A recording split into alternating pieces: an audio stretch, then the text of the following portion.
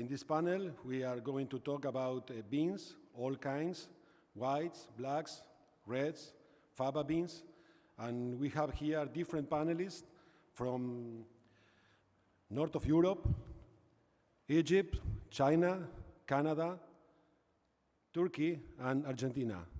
So we will start listening to Mr. Will Watson.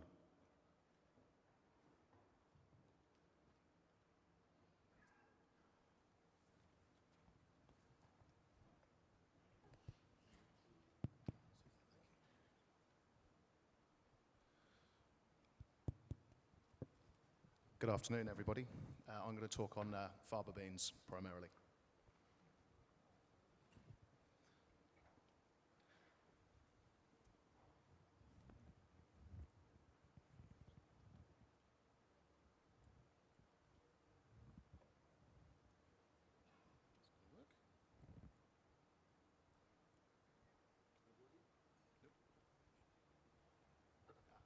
Okay. First slide just shows the production areas around the world. As you can see, I'm going to talk primarily about Northern Europe and Australia being the production areas for Fava beans. The Fava bean is one of the oldest crops under cultivation. It's been cultivated since 6,500 BC, and the market is primarily based around demand into Egypt, where it's a staple in their diet. It's used for falafel and full madam, and there are three principal origins, which is the UK, France, and Australia.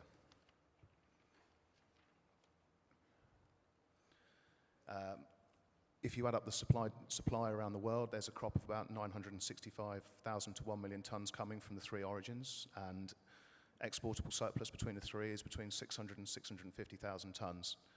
Crops at the moment in Northern Europe look pretty good. We've had a very mild winter. It has led to an increase in insect damage, possibly. But it's a bit dry in eastern France, but no concerns up there. Potential for El Nino effect. We discussed that already. But there is problems with pesticides. Finding pesticides to control the damage is not doing very well because the EU is changing their rules. And the most effective chemical is now gone. Because pulses are a very small, well, Fava beans are a very small production in Northern Europe, the chemical companies have got limited incentive to go and develop new chemicals to control the pests. Also, we're seeing a change in the cap reform coming in this harvest, which is the 90% ruling, which will force farmers to spread out their cropping a bit more than they have, so they're going to have to grow other crops. Because it's a small crop, we see a lack of new seed technology. The best yielding crop in the UK has been in the ground for 11 years, and no one's developed anything better so far. For many farmers, beans are pretty low down the list of gross margins, so it's a filler crop, so it's not a big crop. This slide here just shows prices in Australia, which is the best quality throughout the world of exported beans. The key point from this is when you see prices drop below 400 Aussie dollars for in-store Adelaide, the farmers, they won't sell.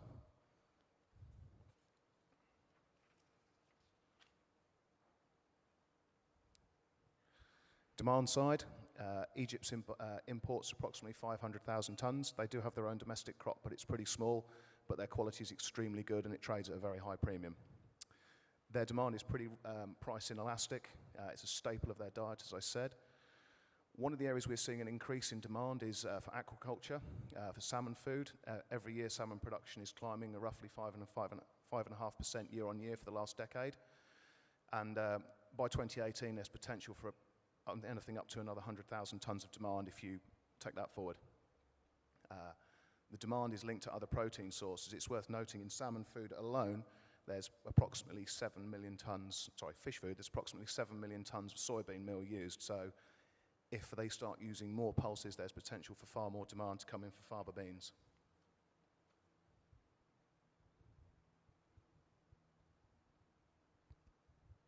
Okay, now it's time to hear Mr. Saifuddin from Egypt.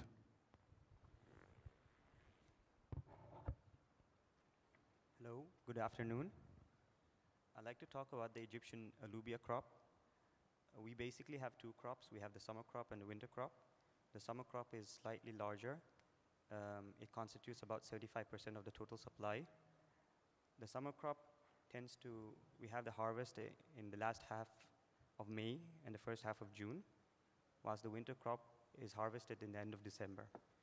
The moisture content in the summer crop is around 12 to 14%, whilst the moisture content in the winter crop is 15 to 18%. You tend to get larger calibers in the winter crop, about 175 to 180 because of the higher moisture content, but the summer crop looks whiter and is aesthetically more pleasing than the winter crop. There has been an increase in production in the past 4 years, almost double since 2010. When you calculate the total supply, you're basically calculating from June of any given year to the May of the following year. So with that, you cover both summer and winter crops. This dramatic increase in production is basically because of better prices the farmer has seen over this same period. To put this in perspective, I'd like to share some numbers with you. The CNF numbers for 2010, the average price was $965. This went up to $1,340 the following year, which went up to $2,060 in 2013. In the same period, the quantity that was exported was almost double, from 48,000 in 2010 to 88,000 in 2013. Prices surpassed $2,450 to $2,500 only 5 or 6 weeks ago. So returns have basically tripled for growers. Hence, naturally, you can expect that the planting for the coming season is going to be large. At best, a guesstimate would be 125,000 faddans, which would equate to a 30% increase over last year. If you were to take an average yield of about 900 to 920 kilos per faddan, you're expecting a crop of 110,000 tons. After removing local consumption, seedings, and byproduct that comes out of the processing, you can expect a total exportable tonnage of about 70 to 75,000 tons from the summer crop alone. If prices were to sustain until September, which is a crucial time in Egypt, that is the window of opportunity for people to seed the winter crop. And if prices were to sustain, you can look and find and expect that you have a good winter crop as well. White beans takes only about 90 days from the day you seed to the time you actually harvest. So it is not only affected by pure supply and demand, but also from the confidence large investors and speculators have in the product. So the big question is this crop too big, as many destinations or clients claim to be? The total supply of alubias between Argentina and Egypt at most is 150 to 155,000 tons without the winter crop. If you were to put the winter crop into this equation, you're looking at about another 25,000 tons. So you're looking at a total global supply of 170,000 tons, which is still shy of the 200,000 tons we saw in 2010 and the years before that. Ramadan is falling the last week of June this year. Hence, Egypt has only 4 weeks to suffice for that demand, which mainly will come from the Middle Eastern countries. How quickly the farmer will converge from the high horse he is used to is yet to be seen.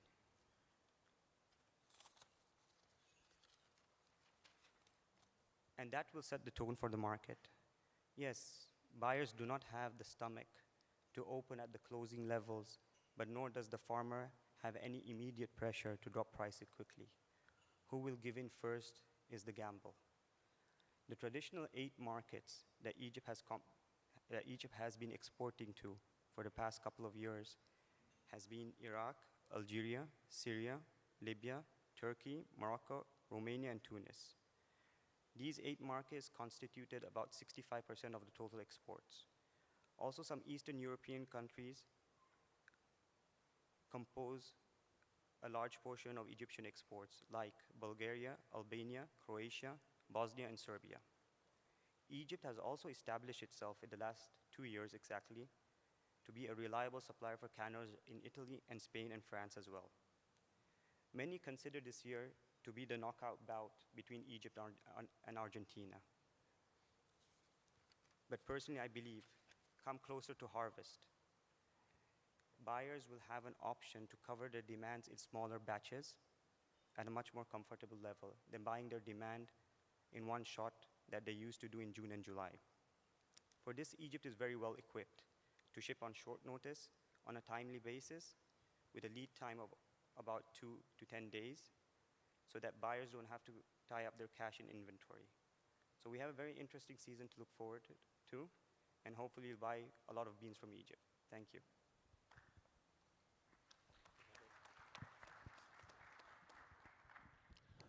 Now it's time to hear Mr. Saifuddin from Turkey.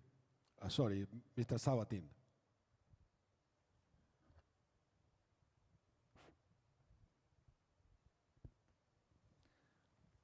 Good afternoon, everybody. I will tell you briefly about white beans situation in Turkey. White beans is the main pulses product in Turkey after lentils and chickpeas. It is actually Turkish traditional food and oftenly consumed almost all the houses on regular basis, winter and summer. It's a very famous product. Production regions are in Turkey's major provinces are in central Anatolia, Konya, Karaman, Nevşehir, Niğde, Sivas are the main growing area. They produce around 70% of the production in these provinces. The rest grower areas is east and southeastern Anatolia. Also some small cultivation in northwest Marmara region. In Turkey we have 4 types of main white beans. Sıra type is the commonly produced and consumed type, which is very similar to the Great Northern variety or Canadian Alberta varieties. It is relatively more competitive than other types growing in Turkey. Second type is Charlie type, that is in kidney shape and flat and large in size.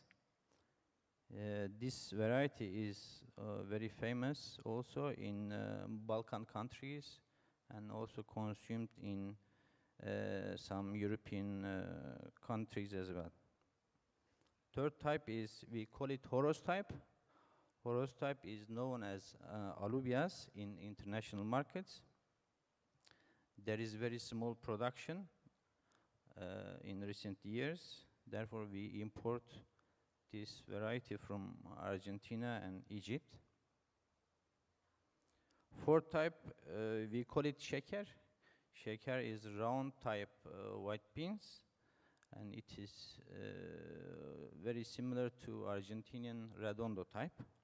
We also import from Argentina and Chile. About the production, I can say seeding is start on May. The maturity time of white beans is 90 to 100 days in Turkey. And the harvest is on August. In earlier times, farmers were using simple flow water irrigations, but recent years they take underground water and use drop and spring irrigation system for the cultivation. There are some shortcomings in Turkish production by farmers facing. The field sizes are very small, much smaller than other countries when we compare to Canada, USA, or Argentina. And the farmers not commonly using certified seeds that reduce the efficiency of the productions. Each farmers, they get around 3 or 5 tons from their fields. For that reason, government has been giving subsidy for the production of pulses since 2008. They pay 10 Turkish lira cent per kilo. That makes around $45 per ton. But the growers are not still satisfactory with that subsidy. Therefore, they produce lesser and lesser every year. I exclude this year, this exceptional year. They start producing much more sunflower seed or popcorn or other products. Regarding the statistics I have, official statistics say that Turkey produces 200,000 tons annually. However, I don't find that numbers very reliable. According to my findings, 75,000 tons are being commercialized in the market. Regarding the consumption, actually consumption of white beans has been decreasing in last decades.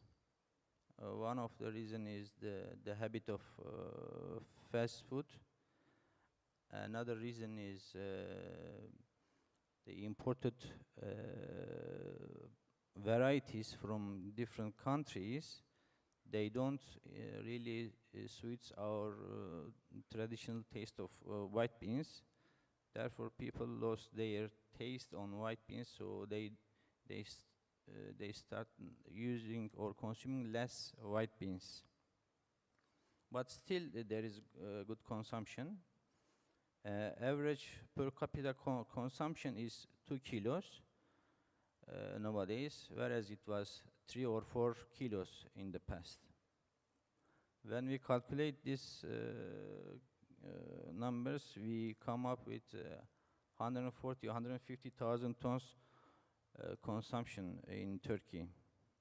The deficiency of production and consumption is covered by importation. Mainly we import from Kyrgyzstan, Egypt, USA, Canada, China, and Argentina. This year, first time we imported from some African countries, like Madagascar, Ethiopia, and some small percentage from Malawi.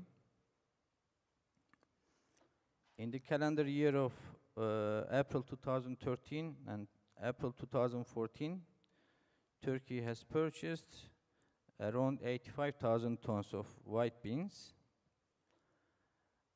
41,000 tons of this imported for the domestic market, and the balance was sold to third countries, like mostly to Iraq and neighboring countries. This year, because of the price increase, dramatic increase in price, government in the history first time they lifted the duty tax. We were paying 21.5% duty and VAT, but now we don't pay duty, we pay only VAT, which is 1%. The question in the businessman or importer's mind is when it will be brought back again, so we don't know that. This is a question on our importers. That's all I can say now. Thank you. Thank you, Sabatin. Next presentation is for Argentina and will be held by Sergio Raffaelli.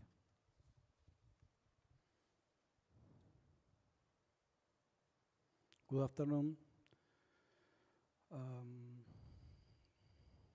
Okay.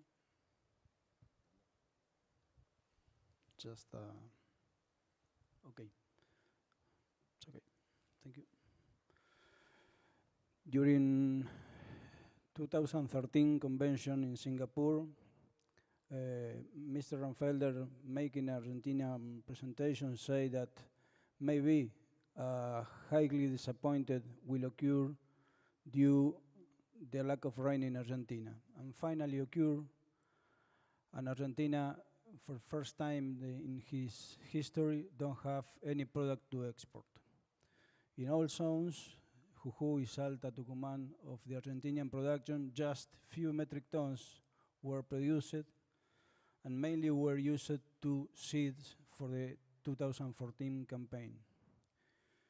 This year, the total area planted is more or less the same than the last years, but considering that the lack of seeds of alluvias mainly,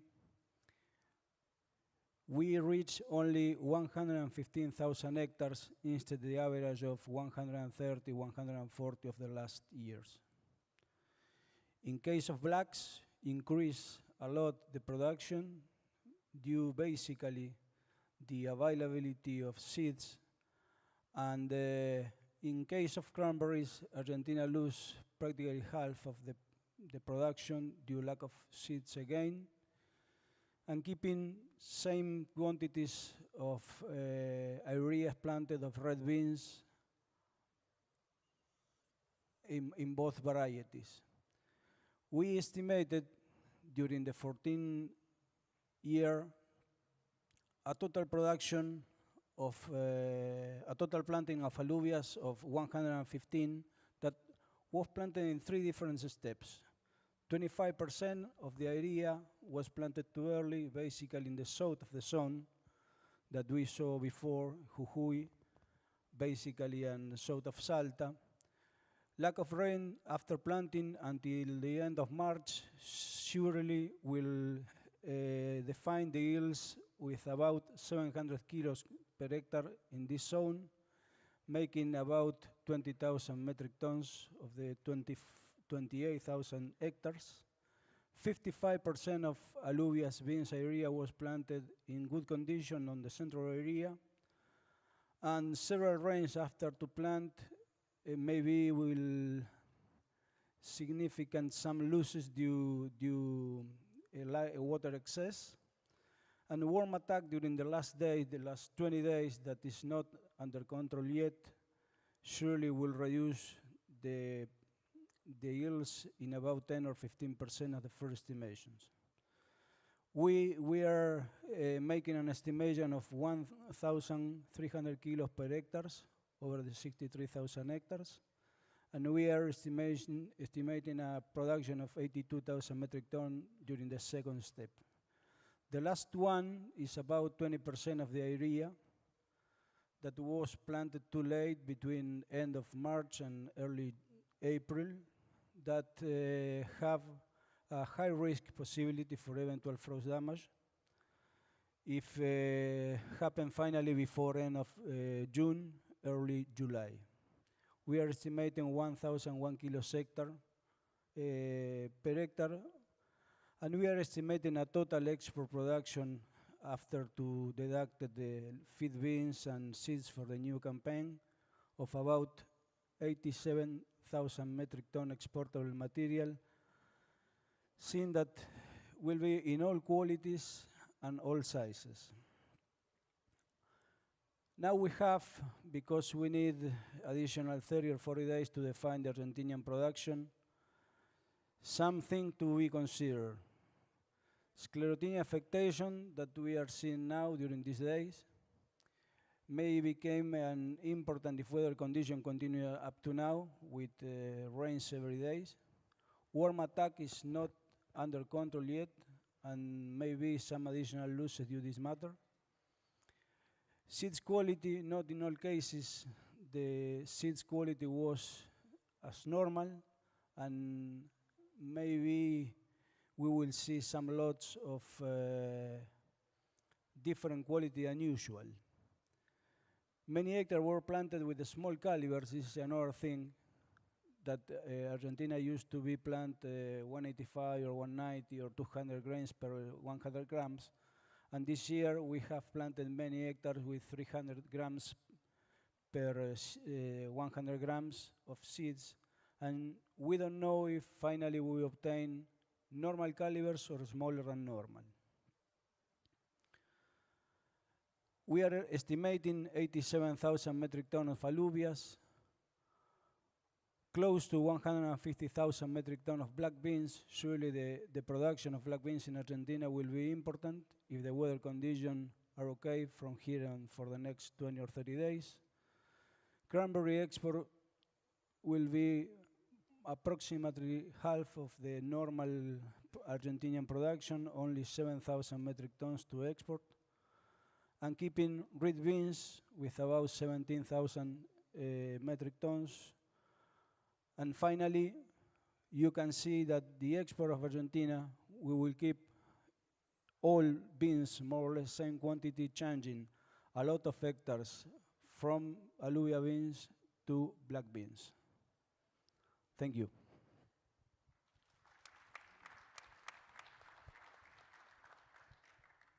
Thank you, Sergio. Next time is for Cam. Thanks, Horatio. Good afternoon, everyone. First, I'd like to say it's definitely an honor and a privilege to be here today to present to you the North American white bean situation. I've got lots of good colleagues up here on the panel, and I feel, very honored to be part of it as well. When we talk about white beans in North America, we're talking predominantly about Great Northern beans and navy beans. These two varieties are the ones that are mainly produced and are mainly exported from North America. This past year certainly has been an interesting one, from the white bean market perspective.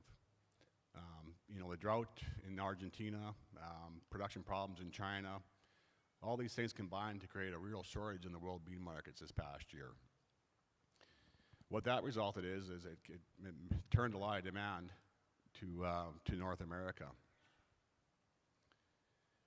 Originally, we've seen a lot of the Lubia demand started substituting with Great Northern beans, and these stocks were quickly sold out. Once that happened, demand then turned to navy beans. Navy bean stocks are also becoming very tight, and there'll be very limited or next to non-existent carryout stocks of those products as well. This first slide here shows what plantings have done in North America this past few years. The blue bar at the top of the chart is for navy beans. As you can see, there's been quite a bit of fluctuation or volatility in the navy bean plantings. These past 3 or 4 years, corn prices, soy prices, cereal grains, and so on offered growers, some pretty decent profit margins. As a navy grower was not happy with returns, he quickly jumped out of navy beans and produced something else. So you can see it's gone up and down quite a bit these past few years. In 2013, the navy plantings were around 102,000 hectares. We expect that to rebound this next season and should come in somewhere around 145,000 hectares. That would be a 40% increase from 2013 levels. But as you can see on the chart, it looks like it's a fairly average production on a 5-year average basis. Great Northern beans has been less volatile. Great Northern prices tend to stay a little flatter. They don't fluctuate up and down a whole lot. So the past, from 2010 to 2012, we've seen growers gradually reduce their plantings as export demand was quite lackluster. In 2013, as demand did pick up, growers also responded and planted more Great Northerns. For 2014, we're expecting plantings to come in somewhere around 50,000 hectares, which again is about a 40% increase from last year's levels.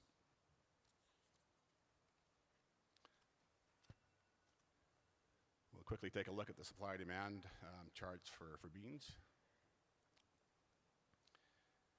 In 2013, growers were certainly encouraged to plant Great Northern beans as it became apparent that there was going to be a crop problem in Argentina. Growers planted about 35,000 hectares, which was about a 30% increase from 2012 levels. Production from this 35,000 hectares came in at around 86,000 metric tons. There was quite a small carryover from the 2012 crop, so you could say that opening inventories for 2013 were 90,000 tons. Domestic consumption has been running around 36,000 metric tons per year. So what that meant was that in 2013, we had about 55,000 tons of exportable supplies. With the demand that we've seen this past year, those supplies could not come close to meeting that demand. I would say by December, most of the Great Northern stocks in North America are already sold out. Prices quickly increased to over $2,000 a ton. It's pretty certain that there will be no carryover stocks going into next crop year. As you can imagine, the North American grower is pretty excited about Great Northern beans. He sees some good prices this past year, some good liquidity, and he certainly is going to be happy to grow more next season. Again, plantings for next year is projected to be around 50,000 hectares, which is about a 40% increase. Assuming we see average yields next year, production and total supplies should be somewhere around 115,000 metric tons. That means exportable supplies should be somewhere around 80,000 tons. We are expecting to see quite strong demand again for Great Northern beans this next season. World pipeline supplies and world inventories need to be rebuilt. Really, there's been actually quite a significant portion of the Great Northern bean crop already pre-sold for next year. So we're fairly confident that, demand will be there.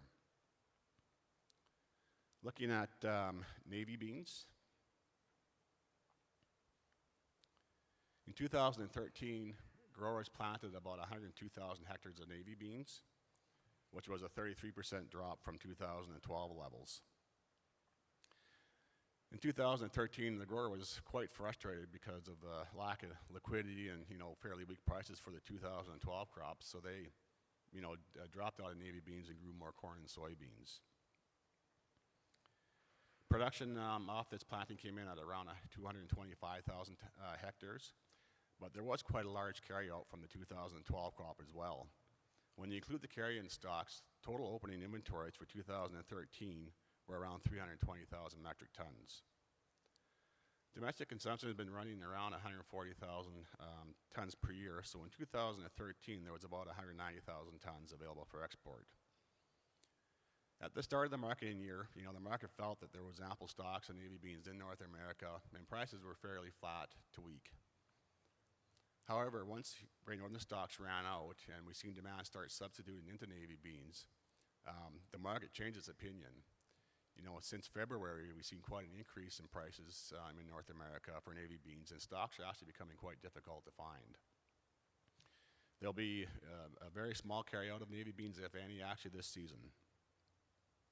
Like the Great Northern beans, in 2014, there'll be quite a lot of interest again to produce navy beans this next season. We're expecting growers to plant somewhere around 145,000 hectares, which is about a 40% increase. Assuming we see, normal yields next season, production and total supplies should be around 300,000 metric tons. That'll be about 8% less than what we had for opening inventories last season. Assuming we see normal demand for this next season, any stocks should be somewhere around 25,000 metric tons. As you can see, that's a fairly tight stock-to-use ratio, so I would expect prices to be supported by that. In general, in North America, we don't have any carryover stocks. What that means is that this next growing season is going to be quite an interesting one. Any weather events or any production problems, and we could quickly see this market return to being short again. So I think most market participants will be watching what the weather does in North America this next year. With that, that's. Thank you, Cam. And last in the list.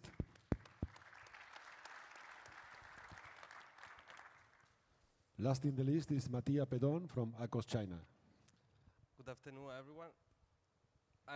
It's very tough for me to cover every variety of beans produced in China in this panel because, China has all the beans that you can find in the title of the panel itself. So it's very difficult for me to do it. But, so excuse me if I leave any varieties uncovered. At the end, I will give you a short update on what we know regarding the new crop. So let me start giving you a general overlook of the Chinese spices in China. In China, we grow beans, different kind of beans in different region, but I will take in consideration only the main one and the biggest crop types. From a quantity point of view, China usually average historically in a crop from 800,000 to 1 million tons a year. And a lot of them are being shipped by Dalian ports in northeast of China. So starting from the southwest, we have the Yunnan province that is famous for the pulses, for the large white and large black production. Large white, depending on the size, the market is, for the smaller size is Europe. Bigger size usually is preferred in Japan, and large black as well, Japan as well, and there is also a domestic demand for that. Then geographically, we go to the Shanxi region, that is where we found the dark red, suitable best for the canning purpose. And next to it, we have the Gansu region that is for the lentils and the fava beans as well. The biggest and more important region for pulses is at the extreme northeast of China, and it's called Heilongjiang, where we find the biggest crop that is light speckle and the black beans, and most of the other varieties of beans. So speaking of Heilongjiang, last crop was very affected by the heavy rain and the flood in this area. The result was the quantity expected was not achieved, and the quality was really poor. I was lucky enough to be in the region when it happens, and it was raining a lot. From the street, you can see, instead of seeing the land, it was like small lakes, and a lot of farmers lost most of the crops in that region. So the rain was 70% more than a normal year. Add this situation to a disappointing year in 2012, also affected by the rain, and the lack of beans in Argentina, and you can understand the price of white beans from China last year. The rain in 2012 affected the harvest and made the product very humid, high moisture. But in 2013, it does not only affect the harvest, but also the growing. So we have not only smaller quantity, worse quality, but we have also smaller caliber, smaller size beans. And for the light speckle, we have a high percentage of heavy stained beans, and a moisture level that was unheard in China before, that went from 18 to 23, 22, 23, 24%. The yield in general was very below standard. To give you some numbers, so for the black kidney beans, I believe that it was 70,000 metric tons, the production for crop 2013. That is nearly half of the year before. For the light speckle long shape from Heilongjiang, so not Yian province but Heilongjiang, was around 40 to 50,000 metric tons, also less compared to last year. And for the oval shape cranberry type, around 10,000 metric tons. White beans, we were speaking about white beans from northeast, like Spanish white, Baisake, Japanese white, sum up to roughly 50,000 metric tons last year. Another popular beans last season was the dark red northeast, that started at a price of $1,800 roughly, and touched nearly $3,000 FOB prices on the peak of the season. Same price trend as the dark red Sansi, and together I estimate that they add up to 40,000 metric tons. Because of the late start, the large white has a pretty stable market, forgetting the contract made before the harvest, the price started high and stay high. the only problem we have with large white last year was the size. The caliber was bigger than a normal year, and it averaged 55 grain for 100 grams instead of 60, 65 that was the year before. So that means that European canner was quite struggling to find smaller size beans like 70, 75 and 80, 85. So, big question, what we expect from this year? It is impossible to predict right now because the seeds are being sold right now and the farmers are preparing the sowing. And in Elonjan, the sowing time will start at the end of May until the 20th of June. So depending on the area.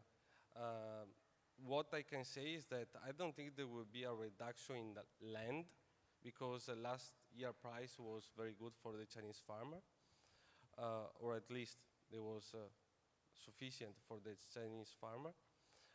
The weather now is around 20 degrees during the daytime and 0 degree in the evening in the Heilongjiang region.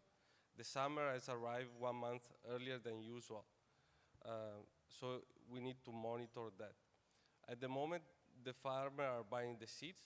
Seems that next crop we will have in more long shape, planted and black beans, followed by white and dark beans as well. Area like Shanxi and the Yunnan province for the large white will not have a big change in crop size.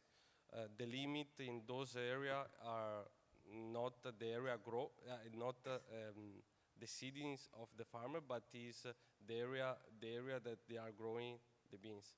So historically in the last few years, we haven't seen big change, big difference in the crop size from other regions.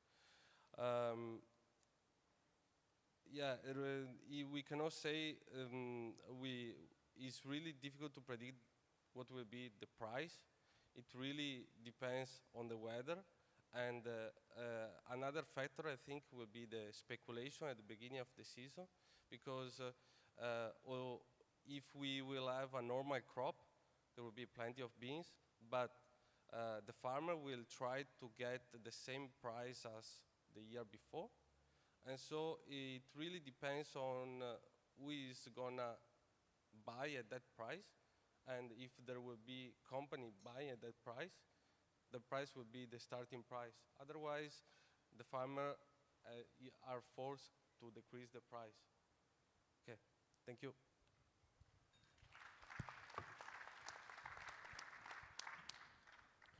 Thank you all. I have prepared some questions for all of you, starting with Will. I know that you want to talk about the common agricultural policy in the EU.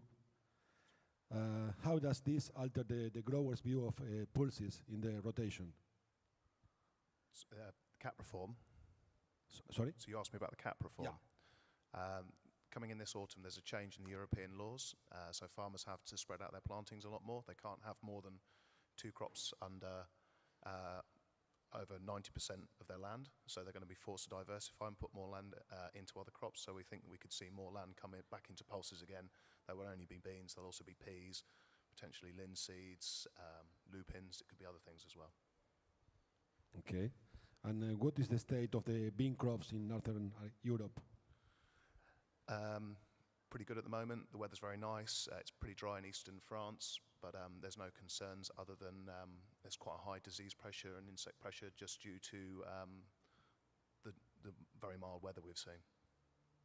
Okay, thank you, Will. And for you, Sabatin? 2 questions. What is the new crop expectation in Turkey?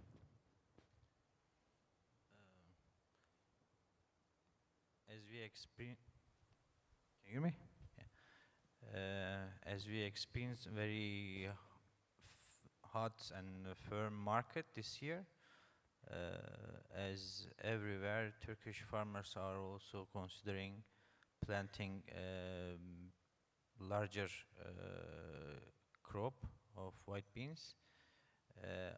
there is no official survey, but considering the seeds sold to the farmers, I got the numbers that it will be around 20 to 25% more than last year. That will be around 85 to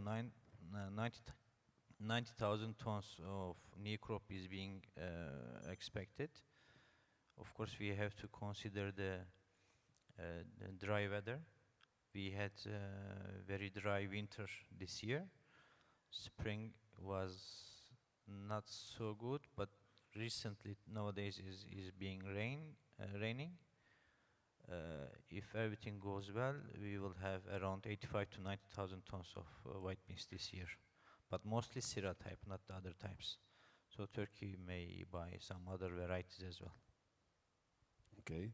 And another question is about Kyrgyzstan, that I heard that is producing considerable quantity of white beans and that this is important source for Turkey. Can you comment something about this? Yeah, Kyrgyzstan is not very much known by many countries or traders. Actually, it's a big player,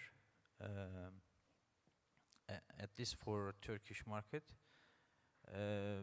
Kyrgyzstan was not in the business of white beans. There was no cultivation at least 10, 15 years ago. Turkish companies has introduced white beans cultivation to Kyrgyzstan. They have very fertilized lands. They start planting white beans there, and they succeeded. They start with a Turkish seed, as I mentioned, Charlie type. They planted, and that variety, it is growing very well. The conditions are very suitable. Of course, they start with a few hectares and quantities, but every year is becoming bigger and bigger. In 2013, as far as I got the numbers, they produced 80,000 tons, which is a reasonable and good quantity. Business, they are not very familiar with international business. Trade is being carried out by most Turkish companies. Some of them, they shipped directly to the destinations, but mostly it is doing via Turkey. So they are increasing the quantity, and the quality of beans is quite good. And they are also expected to grow larger crop this year, as they are also happy with the prices. Thank you, Sabatin. For you, Cam, 2 questions. You gave to us projected increase in Great Northern beans plantings for 2014. So do you think that the stocks will become burdensome and prices will drop? Well, certainly prices really depend on 2 things. The first would be, the fundamental supply and demand situation.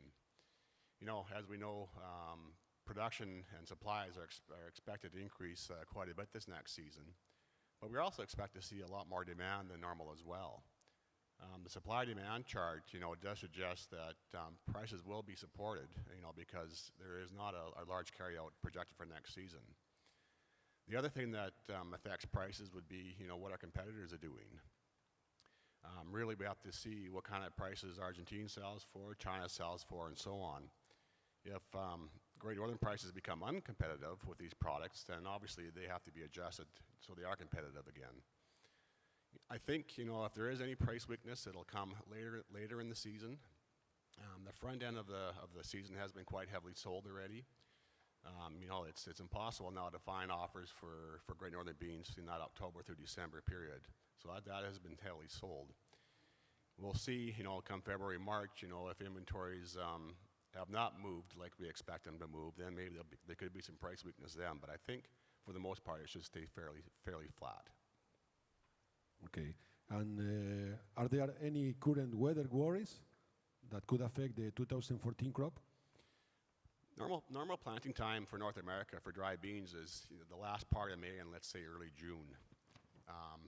To this point, I guess we can say that spring has arrived late in North America. It's been very slow in coming here. If this pattern continues and the bean plantings get delayed, then there could potentially be some problems at the back end. However, today it's too early to say there's going to be problems because we do have time, or plenty of time yet actually, to plant our crops. It seems that I think the moisture conditions in most of the production areas seem that there's adequate moisture there, at least to start the planting. So the product should go into some fairly good conditions and start to grow fairly quickly. There's probably one dry area, and that would be in Nebraska. Nebraska does produce a majority of the U.S.'s Great Northern beans. Fortunately, though, that they have irrigation, so the drought that they've had and the dry weather they've had shouldn't be a factor as long as there's adequate reserves for the irrigation system. So really, at this point, there is no glaring problems out there. But having said that, we have a long ways to go before the crop is in the bin as well. Seems like, the industry in North America likes to kill their crop once or twice before harvest, so I'm sure that'll happen again this year. Thank you, Cam. Two questions for you, Septin. What is the expectation on white beans from Egypt, and what are the final numbers of white beans exported from Egypt last year? We're looking at a net exportable amount for just the summer crop to be around 70 to 75,000. And if prices are to be sustained, farmers will be encouraged to grow the winter crop. So that might be another 20, 25,000. So we're looking at a total between June till December quantity available that is around 100 plus thousand tons. Thank you. And for you, Mattia, what is the what does your data on the quantity come from China? You mean where the data come from? Yeah. Okay. So in China, we don't have any official way, only an official entity that will give the data. So we have no official data. I believe that if you ask any Chinese company present here in CISIS, they will tell you different data. The only things that we can do is just take the unofficial data of the customs and cross-reference that data with the rumors that are in the market. That is the only way that we have to take out one data. Okay. And from a Chinese processing company like the one you have, what was the impact on the selling prices of last crop? So last season was very tricky in this way because three of the variables that we consider to make the selling price was, of course, need to be the cost of the raw material and the purity of the raw material. And most of the time last season, the farmer purity percentage didn't meet our expectation. So it was signed the contract for 90 or 88, but actually was well below that. And when you have high price, a unit price for 1 ton, of course, that percentage is very big, will impact the price as well. The other thing is the moisture. And with such a high moisture and being produced in the northeast, so that in the winter the crop will not lose any moisture because is still below zero, the temperature. That one was another factor that it was very difficult to control. And another important thing is the price of the reject. So usually the reject beans are being given to a domestic company that use it for also for food purpose, for food stuff. But in the last few years, they was able to buy this kind of price that is roughly 30% of the price of the raw material or the finished product. But this year, with such a high price, they was not able to give these kind of prices. So that impact the selling price as well. Thank you. And for you, Sergio, you said that there were 3 steps or 3 times of planting of beans in Argentina. So when do you feel that the goods will be ready for shipments? I think that Argentina will be back on the market in case of alubias end of June, July, maybe a little early than normal. Some area was planted before than normal. And during July, I think that we will have the main part of the crop. In case of black beans, surely end of May will be available in the market. Okay. I have prepared some conclusions after listening the different panelists. Markets are out of stocks, especially on white beans, and for these reasons, prices are on the top. Argentina is coming back to the market. Egyptians are expecting a very good crop. There is also a good expectation on Great Northerns, probably 40% more. China is also increasing the production of beans for the new crop. But Argentina and Egypt will not be enough to cover the normal demand on white beans. So conclusion is that prices will remain firm and opening good opportunities for Great Northern. That's all. If there are any questions for the panelists? I basically would like to know what kind of procedure you have utilized to estimate the Argentine production or the planted area.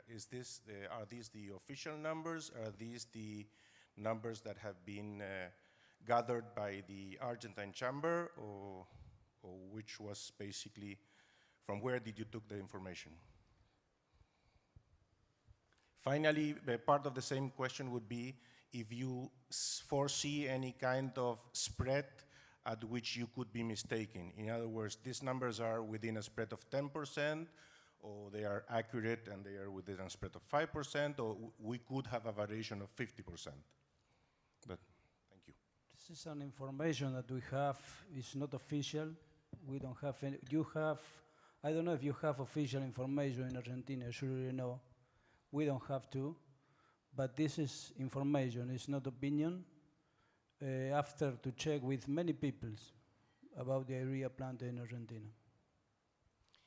Well, sorry, I don't want to argue with this, of course, but there is official information. The number of the INTI, which is the only official entity that is giving this kind of numbers, is some kind of difference with the number you have mentioned. And that was basically the reason of my question.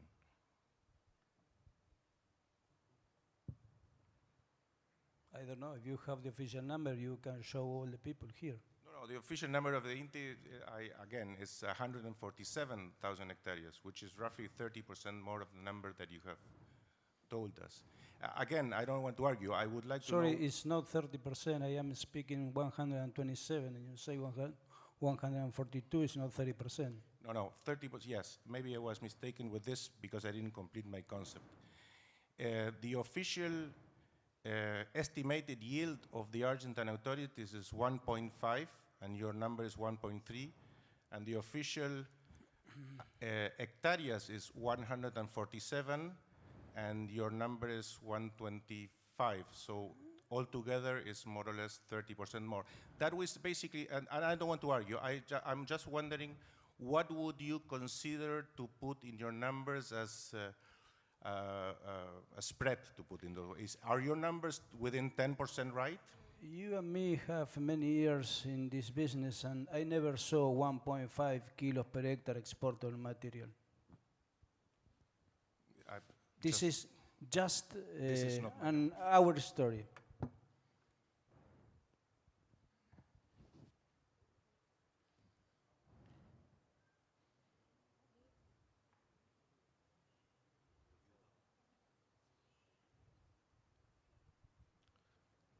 Any more questions for the panelists? Yes. Yeah, my name's Brian Craddock. I'd just like to know, what is the consumption of beans in China in relation to the production? Well, the domestic consumption of beans in China is increasing every year. It really depends on the varieties of beans. So we have saw some years that the large black was very popular in China. Large white as well is very popular in China. Large white, there is a very good dish that is cooked with honey sauce and also Chinese dish. And the consumption, I think, roughly for the large white is 20% to 25% of the crop. For other varieties, we have much lower. So we cannot say that it's 90%, but it's next to that number.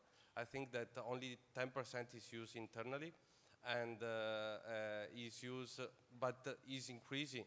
Is increasing every year, especially in the south part of China. In the coastal area, they are using the white beans like Japanese white there as well. So, yeah. So as a rough percentage, what would China be consuming as opposed to exporting? It's difficult to say. It's difficult to say. I think that in the last few years it was 10%. Now I think that it will for sure increase, but it really depends on how they are gonna use it. Historically, is 90% for export, 10% for domestic market. Thank you very much. Thank you too. I also have a question for Mattia. There's been some press recently about the government of China changing their policies as it relates to corn and self-sufficiency, particularly as it relates to animal feed. Heilongjiang, I think, is a major corn-producing area. Do you see any future impact? How likely is that policy to actually impact the pulse production? So, okay, nice question. So, I think it will be impacting in the once this policy will become law. It will be for sure there will be an impact in China. Let's not forget that until now the Chinese government is not be so supporting for the pulses community because of course most of them are for export. So we have seen the tax refund being cancelled on 2012 is an example of that. We have been in that occasion, you know, pulses are being compared to vegetable when we know that is two different things, you know, and so it will be for sure an impact. But I mean, the farmer in the Heilongjiang usually will stick to what they plant until now.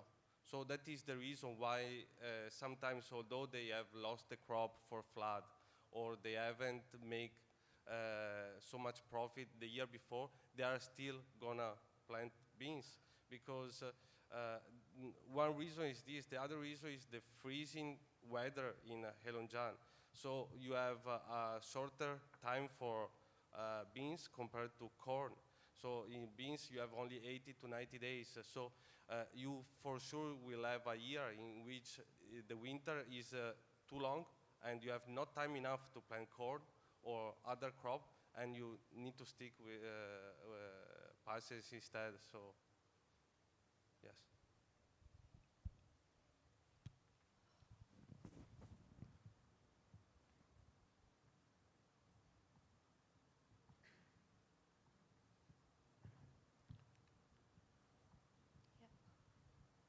Hello, Murat from Turkey. I want to ask the question to Sergio. I think you didn't mention about redondo beans since it's a very, very small crop in Argentina this year. And as you know, Turkey is one of the, Turkey consumes redondo beans. And Kyrgyzstan was the supplier last year. If possible, I want to learn the production in Argentina for redondo beans. After last year, maybe the main part of the seeds was lost, and it's probably that only few production of redondo beans in Argentina this year. Really, we don't have information about area, but be sure that will be very, very small production. Thank you. Thank you.